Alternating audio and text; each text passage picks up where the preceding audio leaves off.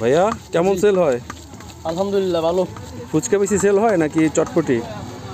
ফুচকা বেশি সেল হয়। ফুচকা না? জি। আচ্ছা, এখানে শুধুমাত্র কি ঈদের জন্য বসেন নাকি সব সময়?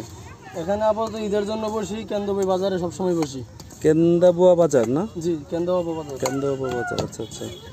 আপনার ফুচকা কত করে প্লেট? ফুচকা 40 আর চটপটি 30।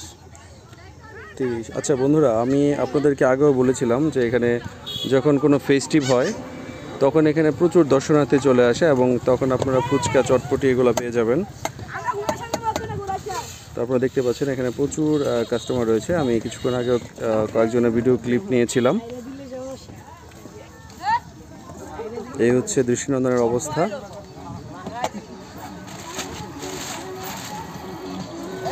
বানানোর প্রসেসিংটা আমি আপনাদেরকে দেখাচ্ছি। আমি নিজেও পার্সেল নিচ্ছি, একটা ফুচকা একটা চটপটি।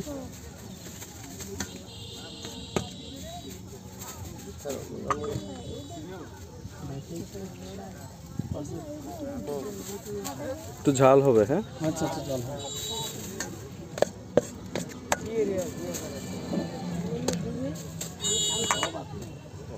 যারা ফুচকা বা চটপটি পছন্দ করেন তাদের জিভে জল আসার কথা।